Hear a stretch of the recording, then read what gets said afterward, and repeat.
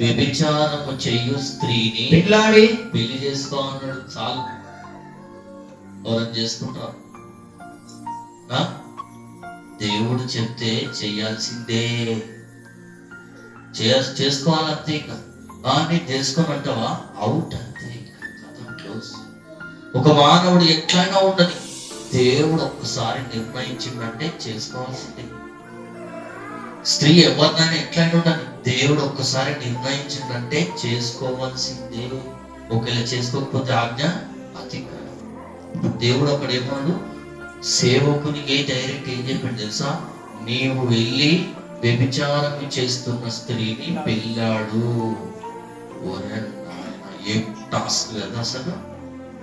ఇక ఈయన పోయి దేవులాడుకుంటా ఎత్తుకుంటా ఊరంతా దోలాడితే, వ్యభిచారమైన స్త్రీ వ్యభిచారం చేస్తూ ఉన్న స్థలంలోనే ఉంటే పోయి అంత వందల మందిలో పోయి, నాకు యెహోవా ఆజ్ఞాపించిండు, నేను నిన్ను పెళ్లి చేసుకోవాలి అని దేవుడు పంపించిండు, పద.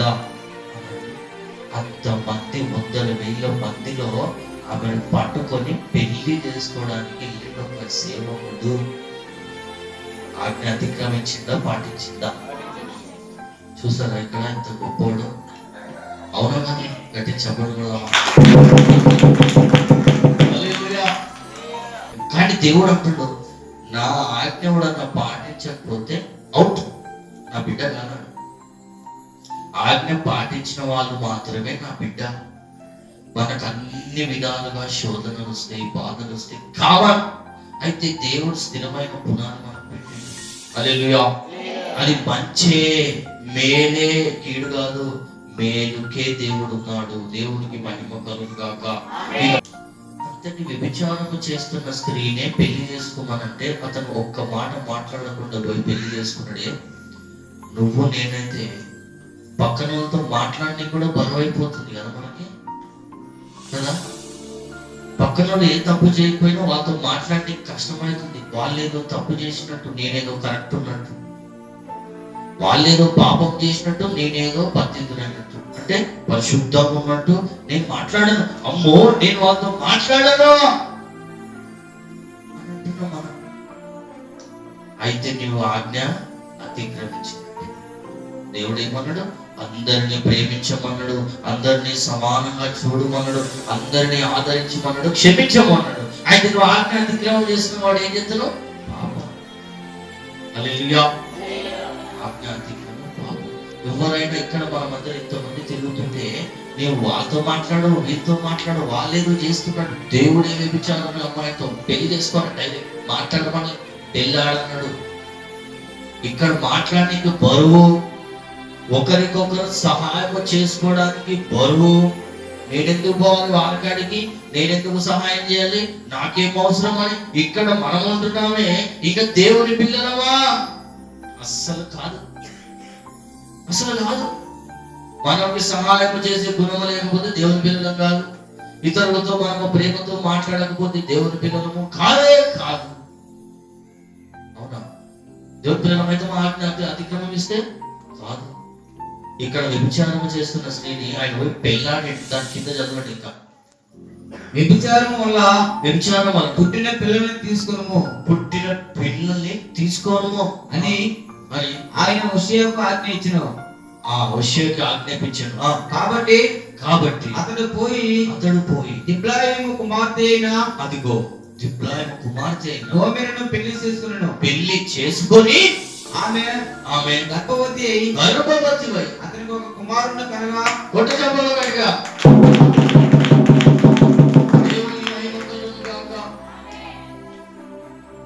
పెళ్లి చేసుకొని గర్భవతి అయ్యి ఒక కుమారుని కనేటట్టు దేవుడే చేసిండండి. దేవుడికి మహిమ కలుగును గాక. దేవుడు ఆజ్ఞాపించింది చేయాల్సిందే. అది ఏదైనా కానీ దేవుని ఆజ్ఞాపన చేయాల్సిందే.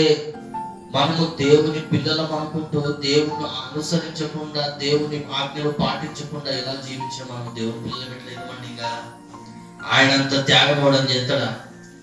ఒక మానవుడు ఎంత త్యాగం చేసి తెలుసా? దేవుడు ఆజ్ఞాపిస్తే పోయి చేసుకోడు. పోతావా నువ్వు? నేను పోతా మాట్లా? అది ధైర్యం ఉందా? ఆయన పక్కనతో మాట్లాడమంటే నేను ఎందుకు మాట్లాడాలంటున్నావు? నువ్వేం దేవుని బిడ్డవి? పోయి పక్కన వాళ్ళకి సహాయం చేయమంటే నేను చేయను, నేను ఇంట్లోనే ఉంటాను, నేను ఎందుకు పోవాలని అంటారు. నువ్వేం దేవుని బిడ్డవి? దేవుని బిడ్డ ఇట్లెందుకు ఉంటాడు? కష్టాల్లో, బాధలో, ఇబ్బందులు ఉన్నప్పుడు నాకేం అవసరం, మనకి మంచిగా అయింది, వాళ్ళకి అట్లనే కావాలి, వాళ్ళకి అట్లనే కావాలని నువ్వు ఆనందపడుతుంటే నువ్వెక్కడ దేవుని బిడ్డవి? అవునా కదా? దేవుని అనుసరించే వాళ్ళు ప్రతి ఒక్కరు ప్రేమపూర్వకంగా ప్రతి ఒక్కరితో ఉంటారండి. హల్లెలూయా. ఒక్క మాట అంటే పడం, మేమెందుకు పడాలి, మేము పడమో, మేము అలిగినాం నీ మీద, మేము పడపో, మేము అలిగినాం నీ మీద, అలిగినాం నువ్వు మడపో. గద్దింపును లక్ష్య పెట్టువాడు ధన్యుడు, దానిని అనుసరించకుండా దాని బాధని జీవించేవాడంట పశువుతో సమానం అని అంటాడు సామెతలు. అంటే ఏంటి? దేవుడి సేవకుడు కానీ, దేవుని మాటలు కానీ, దేవుని సేవకుడు ఏదైనా చెప్పినప్పుడు అది నేను అలిగిన పో అని నువ్వు అన్నావు అంటే నువ్వు అంట పశువుతో సమానం అంటాడు సామెత గ్రంథంలో. దేవుడు గద్దిస్తా, దేవుడు సేవకుడు ద్వారానే గద్దిస్తాడు. అంటే ఇంకెట్లా గద్దిస్తాడు? ఆయన గద్దిస్తే ఆకాశం భూమి గద్దించిపోతుంది మొత్తానికి డైరెక్ట్ గా. దేవుడికి మహిమ కలుగును కాక. మళ్ళీ మొదటి పోతాం. అతడు నీవు యెహోవా ఆజ్ఞకు లోబడకపోతివి కనుక. ఏంటంట? నీవు యెహోవా ఆజ్ఞకు లోబడలేదు. ఎందుకు? ఏం చేసిండు ఆయన? కొట్టుమన్నాడు అంతే. ఏమన్నాడు? ఒక్కటి లాగి కొన్ని రెండు ఏ చెవుల మీద అన్నాడు. నేనన్నా కొట్టను కనుక ఎందుకు పెట్టిండు అక్కడ? నీవు నన్ను కొట్టుమంటే కొట్టలేదు. ఇక ఎందుకు కొట్టలేదు? ఎందుకు ఈ కొట్టుమని వచ్చిన? దేవుని ఆజ్ఞ ప్రకారం నేను నిన్ను కొట్టుమంటే నన్ను కొట్టలేదు కాబట్టి నీవు నన్ను విడిచి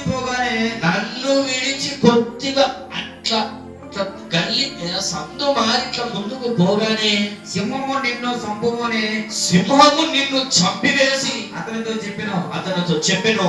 అతడు వెళ్ళిపోగానే, అతడు కొంత దూరం వెళ్ళిపోగానే సింహం ఒకటి అతనికి ఎదురై అతనిని చంపెను, చీల్చి పడేసి.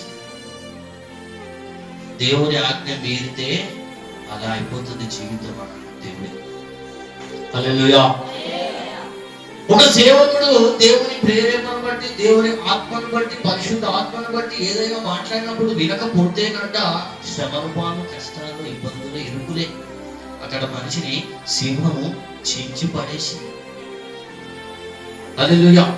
అంటే దేవుని ఆజ్ఞ పాటించకపోతే శ్రమలు, బాధలు, కష్టాలు, ఇబ్బందులు, ఇరుకులు, అవమానాలు అన్నీ వస్తాయి. దేవునికి మహిమ కలుగును గాక. కింద చదువుకుందాం. తరువాత మరి ఒకడు అతనికి కనబడినప్పుడు మళ్ళా ఇంకోటి వచ్చిండు.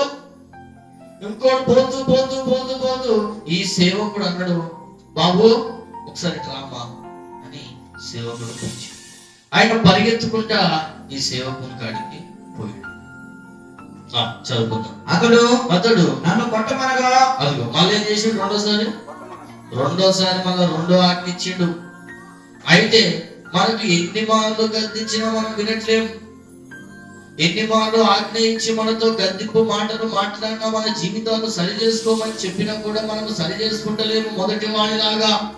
ఆ మొదటి వాడిలాగా సరి చేసుకోకపోవడం వల్ల మనము చీల్చబడతాం, అంటే లోకంలో పడిపోతాం. దేవుణ్ణి విడిచినప్పుడు శ్రమల పాలి. ఇంకా దిక్కెవరు ఉండరు. దేవుడు దిక్కు ఉండడు. ఇంకా చదువుకుందాం. అతడు నన్ను కొట్టమనగా, కొట్టుమని చెప్పిండు. కొట్టగా అతడు అతన్ని కొట్టి గాయపరచెను. ఏం చేసిందట? కొట్టు అని చెప్పుడే లేట్ అంతే. జుట్లు పట్టుకొని గిబా అని గుదుగా. అట్లనే సేవకుడు దేవుని ఆజ్ఞ ప్రకారము రెండవ అతన్ని పిలిపించి కొట్టుమని చెప్పేసరికి కొట్టు అనే లోపే రెండు పడ్డాయి. కొట్టు అని అంటే బఠీలమని సరిసిండు. ఎవరిని? సేవకుడితోటి ఈ మాట చెప్పించింది ఎవరు తెలుసా? దేవుడు. ఇందులో మనకు నేర్పించేది ఏంటంటే, ఫస్ట్ చెప్పినప్పుడు వినకపోవడం వల్ల మనమంట లోకంలో నరకానికి పాత్రలు అయిపోతామంట. దేవుని ఆజ్ఞ పాటిస్తేనంట దీవెనలు, ఆశీర్వాదములు, విస్తారమైన